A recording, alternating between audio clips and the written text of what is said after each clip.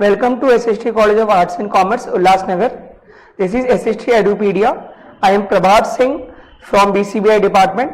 Students, here now I am continuing with our Principle and Practices of Banking and Insurance, Module 3, Part 3, in which starting with our concept called risk management. So the concept of risk management is what we called as a concept like जिस तरीके से insurance, जैसे आपको पता है हमने हमारे previous lecture में कंसीडर किया था और समझा भी था कि इंश्योरेंस हम किस लिए लेते हैं, अपने रिस्क को मिनिमाइज करने के लिए, रिस्क जो कि हमारे लाइफ के ऊपर होती है, हमारे प्रॉपर्टी के ऊपर होती है, इस तरीके से हम रिस्क को हर तरीके से मिनिमाइज करने के लिए हम इंश्योरेंस का इस्तेमाल करते हैं। सो यहाँ पर जो कंसेप्ट दिया गया है we called as risk management, ये एक ऐसा अप्रोच है जहां पर हम जो रिस्क है हमारी प्योर रिस्क जो कि रिलेटेड टू बिजनेस होती हैं, इसमें हम इसे कम करने की कोशिश करते हैं। एंड रिस्क मैनेजमेंट एक ऐसा फिनोमिना है जो कि आज के समय से नहीं, बहुत ही पुराने समय से चला आ रहा है। और इसका जो रियल जो काम क्या होता है, किसी भी पर्सन को प्रोटेक्ट करना और साथ ही साथ उसके एसेट्स को प्रोटेक्ट करना। यहाँ पर हम इसे साइंटिफिक अप्रोच इसलिए कहते हैं क्योंकि ये प्रॉपरली तरीके से मार्केट में इंडिविजुअल और एज वेल एज एसेट्स को बचाता है और प्रोटेक्ट करता है। Then if we talk about some features of risk management, जैसे कि मैंने आपको बताया कि एक साइंटिफिक अप्रोच है, ये डील करता है प्योर रिस्क को कम करने में, साथ ही साथ ये बहुत ही इंपॉर्टेंट रोल प्ले करता है इंश्योरेबल और अनइंश्योरेबल रिस्क में, जहां पर आपको देखने को मिलेगा कि इन इंडिविजुअल जिन्होंने इंश्योरेंस लिया है तो उनके लिए जो रिस्क होती है वो काफी मिनिमम हो जाती है एज कंपेयर टू जो पर्सन जिन्होंने इंश्योरेंस नहीं लिया है, उनके रिस्क ज्यादा होता है। ये ज्यादा करके एम्फेसाइज करते हैं रिस्क को किस तरीके से हैंडल किया जाए और किस तरीके से इनके एक एप्रोप्रिएट मेथड को टेक्निक की तरह इनको यूज किया जाए। साथ ही साथ ये एक बिजनेस पॉलिसी के द्वारा बनाया जाता है जिसके अकॉर्डिंग रिस्क को मैनेज किया जाएगा।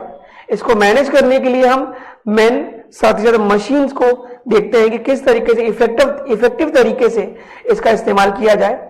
साथ ही साथ यहाँ पर जो रिस्क की जो अवेयरनेस है वो भी बताई जाती है लोगों के बीच में, जिसके अकॉर्डिंग जितने भी जो इंडिविजुअल्स हैं वो अपने लिए इंश्योरेंस कवर ले सकें। और साथ में ये बताते हैं कि यहाँ पर अगर हम अवॉइड करें expenditure, interruption and majorly related to risk, कि जब भी हमें पता है कि हमारे लाइफ में बहुत सारे रिस्क होते हैं तो हमें मेजरी को हमेशा दूर रखना चाहिए। हमें इनसे बचना चाहिए कि हमारे लिए ऐसा एक्सपेंडिचर है जो कि हमारे नुकसान करता है। जैसे हम एग्जांपल लें, अगर आपने कोई प्रॉपर्टी पे अगर आपने कोई इंश्योरेंस लिया है तो अगर कुछ भी इंसिडेंट होता है तो आपको क्लेम जरूर मिलेगा। इन दैट केस अगर आप इनके पॉलिसीज नहीं लेते हैं और अगर कुछ प्रॉपर्टी में अगर कुछ इंसिडेंट देखने को मिले सो एट द एंड आपको बहुत ज्यादा नुकसान देखने को मिलेगा। Even they are saying that decide which risks are worth taking, pursuing and which are not. Even risk management ये आपको बताता है कि कौन सा रिस्क आपके लिए बहुत ज्यादा जरूरी है और किस रिस्क पर अगर आप इंश्योरेंस नहीं लेंगे तो भी चलेगा। तो इसके लिए रिस्क मैनेजमेंट बहुत ही जरूरी हो जाता है कि वो हमें रियल वैल्यू बताते हैं कि हमें किस प्रॉपर्टी पे या किस वैल्यू पे हमें रिस्क लेने के लिए हमें इंश्योरेंस कवर लेना पड़ेगा, और जिसमें हमें जरूरत नहीं है तो वो भी उसके बारे में हमें ये अच्छी तरीके से डिस्क्लोज करते हैं। We talk about the some importance of risk management, कि जैसे कि हमने देखा कि फीचर्स किस तरीके से हैं। सो यार कुछ इंपॉर्टेंस के बारे में डिस्कस करते हैं। The first one is the evaluate the risk of the business. किसी भी बिजनेस में किस टाइप का रिस्क हो सकता है, पॉलिटिकल रिस्क, इकोनॉमिकल रिस्क और सब टेक्नोलॉजिकल रिस्क, वो सारे रिस्क के बारे में ये इवेल्युएट करके हमें बताते हैं। Second thing they are talking about कि किस तरीके से रिस्क को हम स्प्रेड होने से बचा सके, हैंडल कर सके और मॉनिटर कर सके। और अगर ये मॉनिटर और हैंडलिंग अगर प्रॉपर है तो हम उनका इंश्योरेंस करा करके प्रॉपरली सिक्योर हो सकते हैं। थर्ड वन, हम बहुत अलग अलग तरीके से प्लान सेटअप करते हैं जिससे कि हमारे जो रिस्क के जो टेक्निक्स हैं वो मिनिमम हो जाए। फोर्थ वन, हम यहाँ पर एडवाइस देते हैं, सजेशन देते हैं कि किस तरीके से रिस्क को हैंडल किया जाए। If we take an example, कि जैसे मार्केट में हमने देखा होगा कि हर 2 या 3 महीने में अगर हम ऑटोमोबाइल सेक्टर की बात करें, नई नई गाड़ियां लॉन्च होती हैं तो इस तरीके के जो रिस्क देखने को मिलते हैं कि हर 2-3 महीने में जो पुरानी मॉडल्स होती है वो धीरे धीरे आउटडेटेड होती जा रही हैं। तो कैसे इन माहौल में जो कि चेंजेस आते हैं और भी बार बार आते हैं, तो डायनेमिक चेंजेस में हम किस तरीके से हम अपने आप को प्रॉपरली ढाल सकते हैं, उसके लिए हमें रिस्क मैनेजमेंट को देखना पड़ता है। We talk about the concept called to avoid cost disruption and unhappiness relating to risk. अगर हम रिस्क को देखते हुए अगर हम हमारे लाइफ में अगर अनहैप्पीनेस लेकर के आए, कुछ डिसरप्शन हो जाए बिकॉज की रिस्क बहुत ज्यादा है, तो रिस्क से बचने के लिए हमें ये प्रॉपर मैनेजमेंट करना बहुत जरूरी होता है। Even to fix the sum assured under the policy and to decide on whether to insure or not। जैसे कि हमने पहले भी पढ़ा था कि यहाँ पर बताया जाता है कि रिस्क, कौन से रिस्क पर हमें इंश्योरेंस लेना है या नहीं लेना है, वो हमें रिस्क मैनेजमेंट में प्रॉपरली बताती है। And even to create awareness about risk among the people, लोगों के अंदर में अवेयरनेस फैलाती है कि किस तरीके से रिस्क अगर है तो रिस्क को कैसे कंट्रोल किया जाए। एंड रिस्क को कंट्रोल करने के लिए जितने भी जो टेक्निक्स हैं या मेथड्स हैं उसके बारे में हमें ये रिस्क मैनेजमेंट प्रॉपर तरीके से बताती है।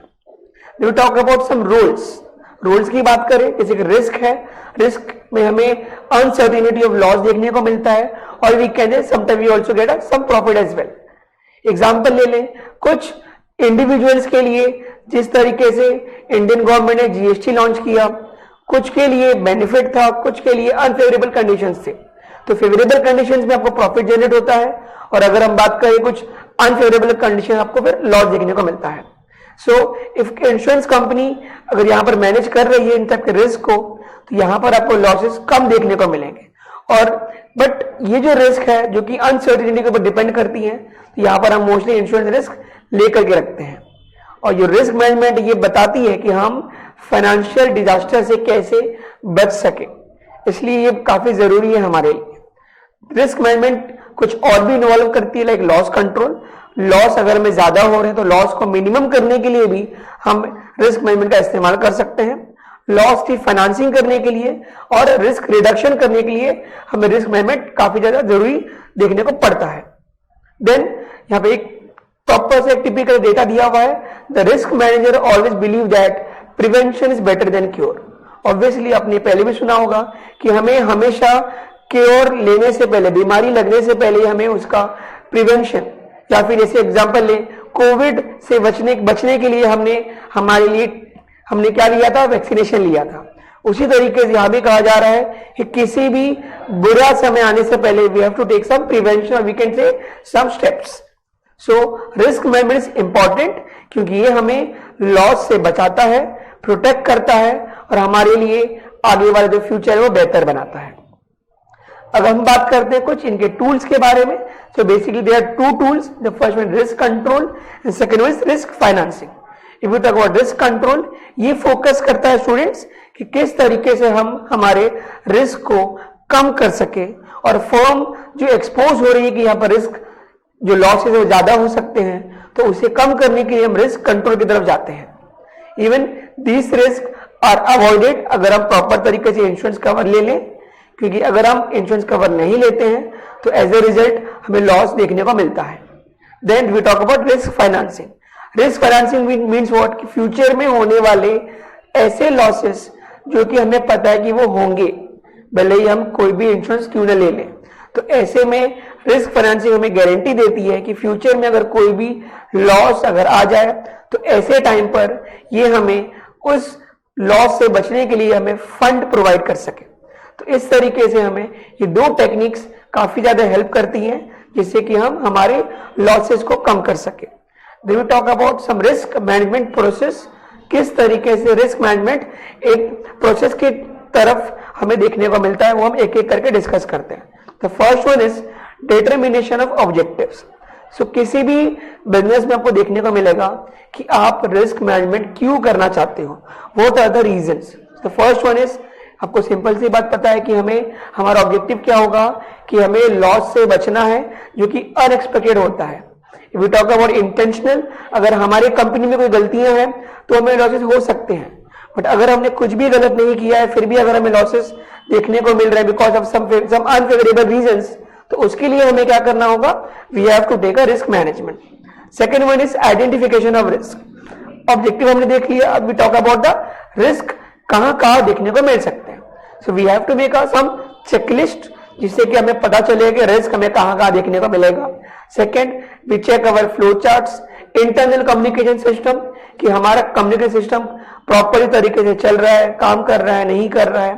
Third, we check our financial statement method, कि हम किस मेथड को फॉलो करते हैं while preparing our balance sheet, trading account, cash flow statements. Then we talk about our interaction with others. हम हमारे कंपनी के रिस्पेक्टिव के बारे में, कंपनी के काम के बारे में, कंपनी के परफॉर्मेंस के बारे में आउटसाइडर से बात करेंगे, इनसाइडर से बात करेंगे, ये देखेंगे कि मार्केट में हमारी कंपनी का इमेज किस तरीके का है, पॉजिटिव अप्रोचेस हैं या नेगेटिव अप्रोचेस हैं. The last one is risk analysis questionnaire.